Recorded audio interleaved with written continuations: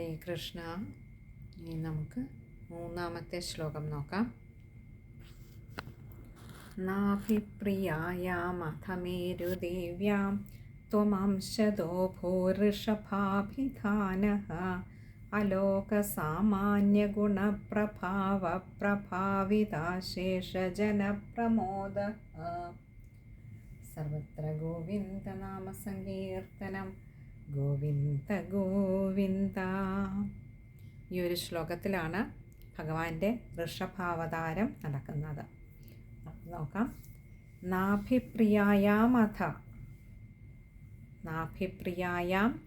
അഥ, ഇങ്ങനെ രണ്ട് വാക്കുകൾ ചേരുന്നതാണ് നാഭിപ്രിയായാം അഥ.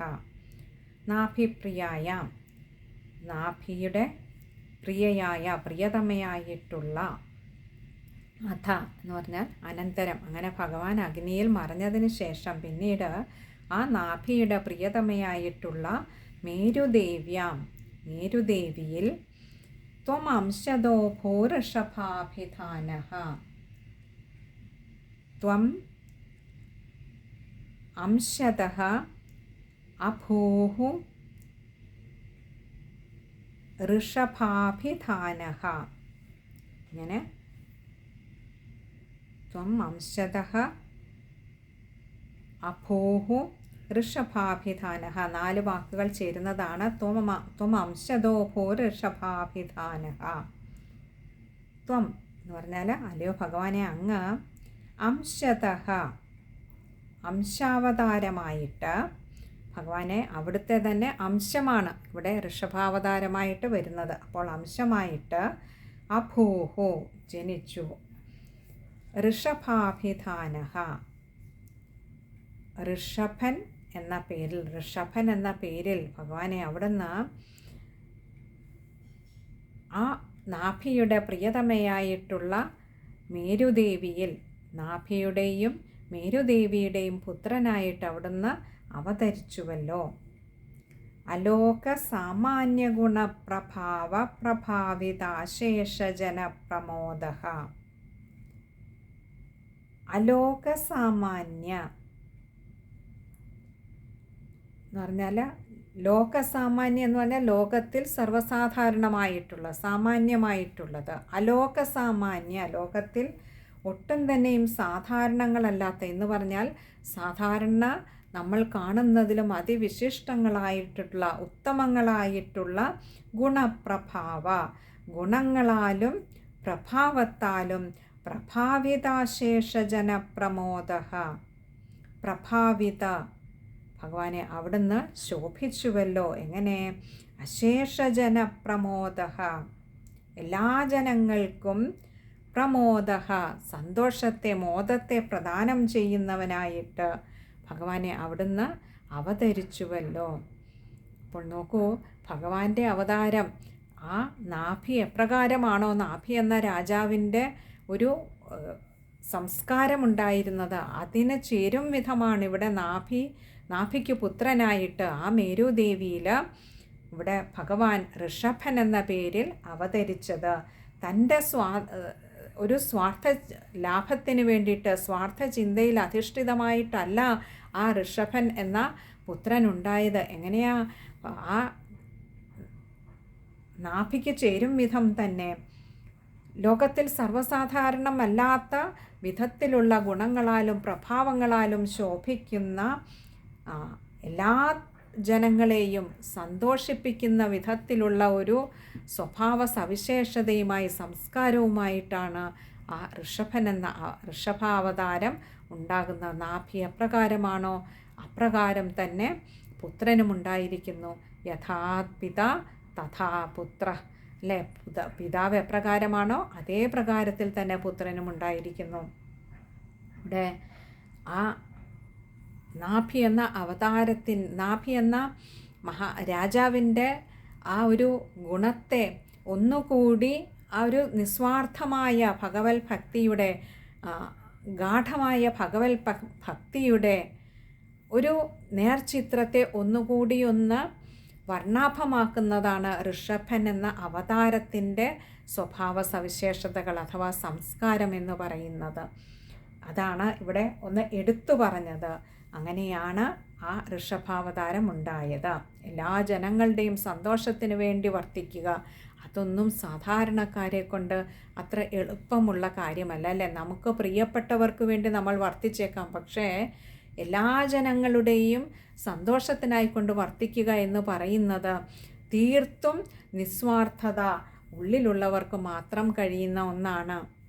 തനിക്ക് അതീതമായി തൻ്റെ ചുറ്റിനുമുള്ള ഒരു ലോകത്തെ കാണാൻ കഴിയുന്ന സംസ്കാരത്തിൻ്റെ ദൃഷ്ടിയുള്ളവർക്ക് മാത്രമേ അങ്ങനെയൊരു കാര്യം ചെയ്യുവാൻ സാധിക്കുകയുള്ളൂ. ഇവിടെ എപ്രകാരമാണോ ആ നാഭി എന്ന രാജാവുണ്ടായിരുന്നത്, അതേപോലെ തന്നെ ഋഷഭാവതാരവും അങ്ങനെ തന്നെയാണ് ജനിച്ചത്. ഇനി നമുക്ക് ആ ശ്ലോകം ഒന്നുകൂടി ഒന്ന് നോക്കാം. നാഭിപ്രിയായാം അധമേരുദേവ്യാം ത്വമാംശതോ ഭോഋഷഭാഭിധാനഃ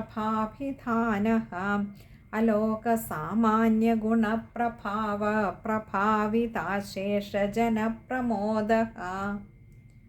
ഇനി ഈ ശ്ലോകം വായിക്കുമ്പോൾ ശ്രദ്ധിക്കേണ്ട കാര്യങ്ങൾ, നാഭിപ്രിയായാം അഥ, അവിടെ അകാരം വേണം വായിക്കുക.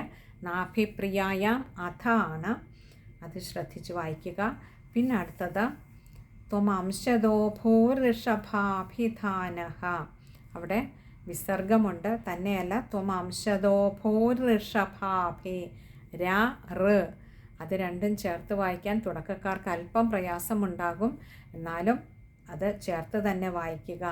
ഋഷഭ അഭിധാന, ഋഷഭൻ എന്ന് പേരുള്ള, അതേസമയം അവിടെ രാ വന്നിരിക്കുന്നത് ജോയിൻ ചെയ്യാനാണ്, അത് ചേർത്ത് തന്നെ വായിക്കുക. ത്വം അംശതോ ഭോഋഷഭാഭിധാനഃ. പിന്നെ അടുത്തത് അലോകസാമാന്യ ഗുണപ്രഭാവ പ്രഭാവിതാശേഷജനപ്രമോദഃ, അത് കഴിയുന്നതും ചേർത്ത് തന്നെ വായിക്കുക. അവിടെ അവസാനം ഒരു വിസർഗം വരുന്നുണ്ട്, അതും കൂടി ശ്രദ്ധിക്കുക. ഇനി അടുത്തത് 4-ാമത്തെ ശ്ലോകമാണ്. ത്വയി ത്രിലോകീ പ്രതിരാജ്യഭാരം നിധായ നാഭിഃ സഹ മേരുദേവ്യാ തപോവനം പ്രാപ്യ ഭവന്നിഷേവി ഗതഃ കിലാനന്ദപദം പദം തേ. ത്വയി എന്ന് പറഞ്ഞാൽ അങ്ങയിൽ, അല്ലയോ ഭഗവാനെ, അവിടുന്നിൽ ത്രിലോകീ പ്രതി, ത്രിലോകി 3 ലോകങ്ങളെയും, പ്രതി എന്ന് പറഞ്ഞാൽ ഭരിക്കുന്ന, രാജ്യഭാരം ഈ 3 ലോകങ്ങളെയും ഭരിക്കുന്ന അങ്ങയിൽ ഈ രാജ്യഭാരത്തെ മുഴുവൻ നിധായ, നിധായ എന്ന് പറഞ്ഞാൽ ഏൽപ്പിച്ചിട്ട്, അതായത് ഈ 3 ലോകങ്ങളെയും ഭരിക്കുന്ന അങ്ങയിൽ ഈ രാജ്യഭാരം ഏൽപ്പിച്ചിട്ട്, ഇവിടെ അങ്ങയിൽ എന്ന് പറയുമ്പോൾ അങ്ങയുടെ അംശാവതാരമായിട്ടുള്ള ആ ഋഷഭാവതാരത്തിൽ അല്ലെങ്കിൽ ഋഷഭനിൽ ഈ രാജ്യഭാരം ഏൽപ്പിച്ചിട്ട്, അതേസമയം ഋഷഭൻ എന്ന് പറയുന്നത് ആരാ? ഈ 3 ലോകങ്ങളെയും ഭരിക്കുന്ന ആ നിന്തിരുവടിയുടെ ഭഗവാനെ അംശാവതാരമാണ്.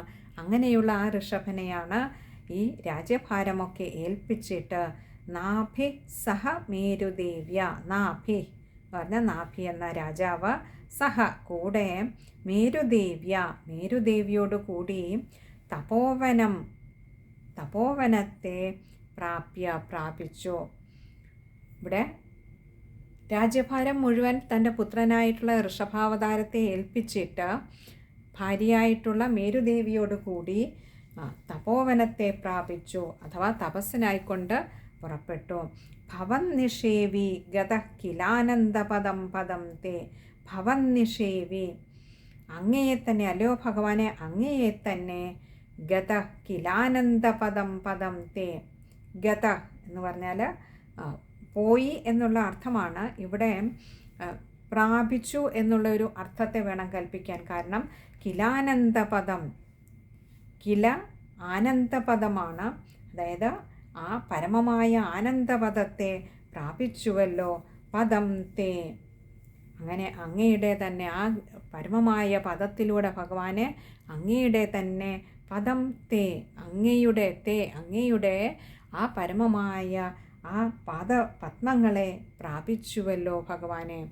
അപ്പോൾ ഇവിടെ പറയുകയാണ് തൻ്റെ രാജ്യഭാരം മുഴുവൻ അത് ഏൽപ്പിച്ചത് സാധാരണക്കാരനെയല്ല, വെറും ഒരു പുത്രനെയല്ല, ഋഷഭൻ എന്ന രാജാവെന്ന് പറയുന്നത്. അല്ലയോ ഭഗവാനെ, 3 ലോകങ്ങളും ഭരിക്കുന്ന, 3 ലോകങ്ങളും അടക്കി വാഴുന്ന, 3 ലോകങ്ങൾക്കും നാഥനായിട്ടുള്ള അല്ലയോ ഭഗവാനെ, അങ്ങയുടെ തന്നെ അംശാവതാരമായിട്ടുള്ള ആ ഋഷഭാവതാരത്തെ രാജ്യഭാരമൊക്കെ ഏൽപ്പിച്ചിട്ട് ഭഗവാനെ ഈ നാഭി എന്ന് പറയുന്ന രാജാവ് പത്നിയായിട്ടുള്ള മേരുദേവിയോടുകൂടി തപസ്സിനായിക്കൊണ്ട് പുറപ്പെട്ടു. അങ്ങനെ അവിടെ തപസ് ചെയ്തല്ലയോ ഭഗവാനെ, നിന്തിരുവടിയെ തന്നെ ഭഗവാനെ എങ്ങനെയാണ് പറഞ്ഞത്, ഭവന്നിഷേവി, അങ്ങയെ തന്നെ നന്നായി സേവ ചെയ്ത്, അങ്ങയെ തന്നെ മനസ്സിനെ അർപ്പിച്ച് ധ്യാനം ചെയ്ത് അല്ലയോ ഭഗവാനെ ആ പരമമായ ആനന്ദപദത്തെ പ്രാപിച്ചുവല്ലോ. അങ്ങനെ ആ പരമമായ ആനന്ദം, ആ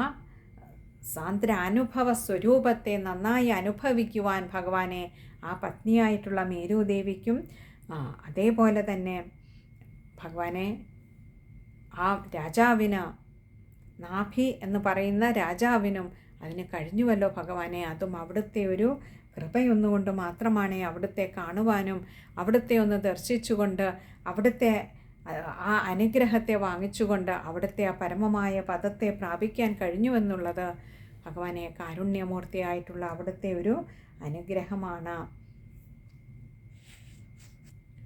അപ്പോൾ ഇവിടെ ഈ 3 ലോകങ്ങളും ഭരിച്ചിരുന്ന ഭഗവാന്റെ അവതാരമായിട്ടുള്ള ഋഷഭാവതാരത്തിന് ഈ ഒരു രാജ്യം, നാഭിരാജാവിൻ്റെ രാജ്യം ഭരിക്കുക എന്ന് പറയുന്നത് അത്ര ബുദ്ധിമുട്ടുള്ള കാര്യമല്ല എന്നുകൂടി ഇവിടെ നമുക്ക് മനസ്സിലാക്കാം. അഥവാ ആ ഋഷഭാവതാരത്തിന് ഈ 3 ലോകങ്ങളെയും ഈ ഋഷഭാവതാരത്തെ ഭ്രമിപ്പിക്കുവാൻ ഈ 3 ലോകങ്ങൾക്കും ആവില്ല എന്നുകൂടി ഒരു ചുരുക്കം നമുക്ക് വായിച്ചെടുക്കാം വരികൾക്കിടയിലൂടെ. അത്രമാത്രം ധർമ്മിഷ്ഠനായിരുന്നു, അത്രമാത്രം നിസ്വാർത്ഥനായിരുന്നു, അത്രമാത്രം ഗുണങ്ങൾക്ക് ഇരിപ്പിടമായിരുന്നു ഈ ഋഷഭാവതാരം. ഇനി നമുക്ക് ആ ശ്ലോകം ഒന്നുകൂടി നോക്കാം. ത്വയി ത്രിലോകീ ഭൃതിരാജ്യഭാരം നിധായ നാഭ്യഃ സഹ മേരുദേവ്യ തപോവനം പ്രാപ്യ ഭവന്നിഷേവി ഗതഃ കിലാനന്ദപദം പദം തേ. ശ്ലോകം വായിക്കുമ്പോൾ ശ്രദ്ധിക്കേണ്ട കാര്യങ്ങൾ: